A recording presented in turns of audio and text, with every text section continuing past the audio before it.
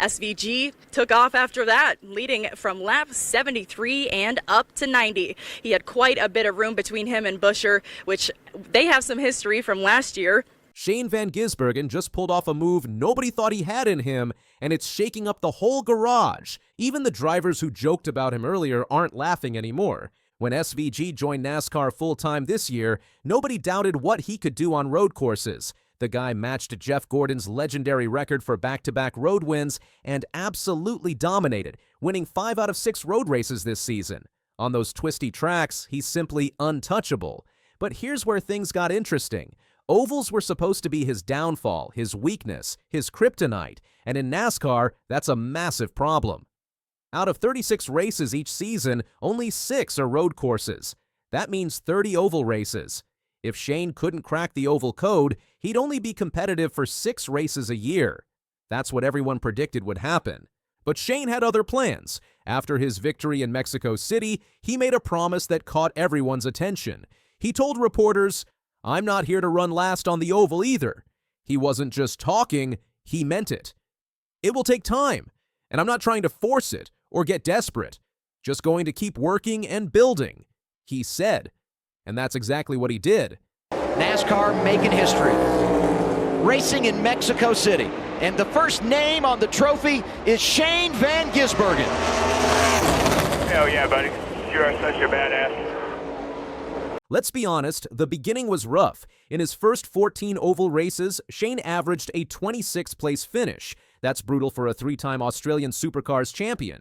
In the first 6 oval races alone, he finished outside the top 35 5 times. His team was sitting in 35th and 36th in the championship standings. For someone who dominated racing in Australia with 3 titles and multiple Bathurst 1,000 wins, this had to sting. Making it even tougher, his crew chief Stephen Doran was learning too. It was only Stephen's second year leading a Cup Series team, so both of them were figuring things out together. Shane later admitted he felt like a deer in headlights to start the year. Everything was new. The cars felt different. The tracks were terrifying. And every single driver in NASCAR was incredibly talented. But then something shifted. By July, Shane's oval racing started improving. His last 7 oval races that month showed an average finish around 22nd place. Not amazing, but definitely progress. The team was learning, Shane kept studying, kept practicing, kept asking questions. Then came September 28th at Kansas Speedway, and everything changed. Shane finished 10th, marking his first top 10 finish on a real oval in the Cup Series.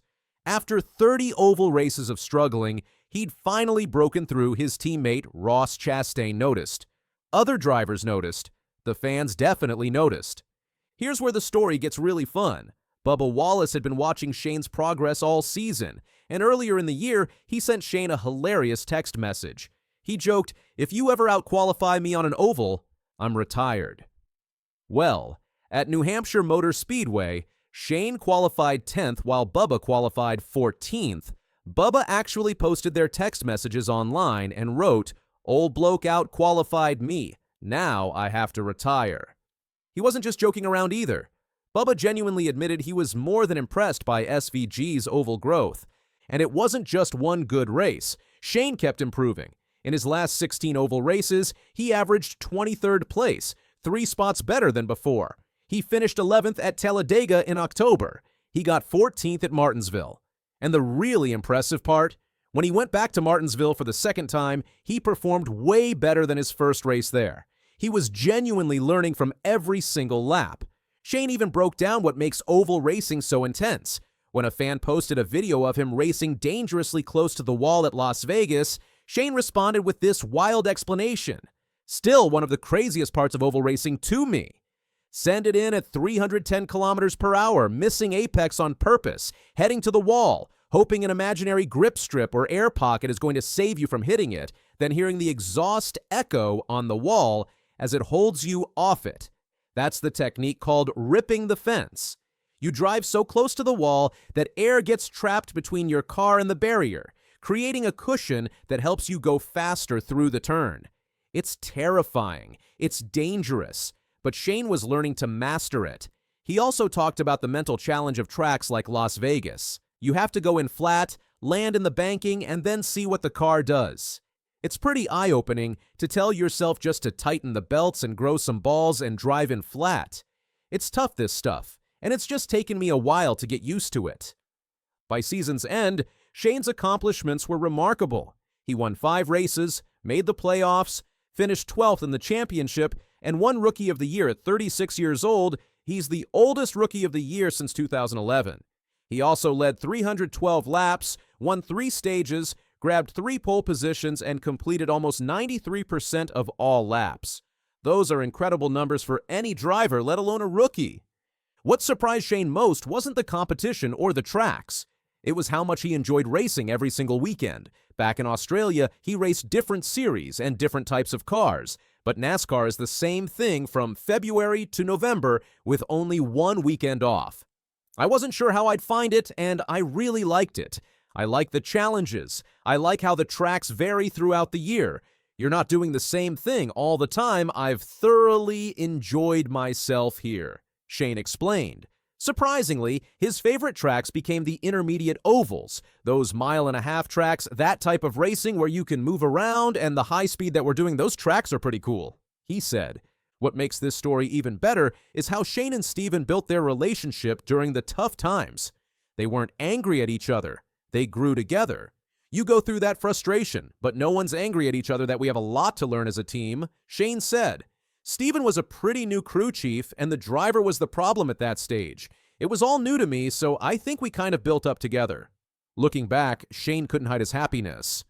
I've really enjoyed it, and the wins have been great. That is more than we probably ever hoped for, but getting competitive on the ovals has been a plus, and I feel like we'll have some good momentum going into next year. The team is staying together for next year. Same crew chief, same group of guys. We'll have a much better base to start from, Shane explained. And here's what has NASCAR worried. Ross Chastain already thinks Shane can win on an oval. When asked about it, Ross said, "There's a chance. I think Steven and his group on the 88th are definitely finding their stride. Yes, I could see rugby balls flying over the grandstands at an oval track." That's Shane's victory celebration, throwing rugby balls into the crowd. NASCAR fans are buzzing about it too. On Reddit, one fan wrote, "SVG has already shown significant improvement. I think he could potentially contend at 1 to 2 oval races this next season." Another fan predicted, "I think he will. He's always learned on an exponential scale when getting in a new series." So here's what everyone feared from the beginning. They were afraid Shane would figure out oval racing. They were afraid this road course king would become good at everything. And that's exactly what's happening. Shane Van Gisbergen isn't just competing in 6 road races anymore. He's becoming a legitimate threat in all 36 races, and NASCAR has never seen anything quite like this.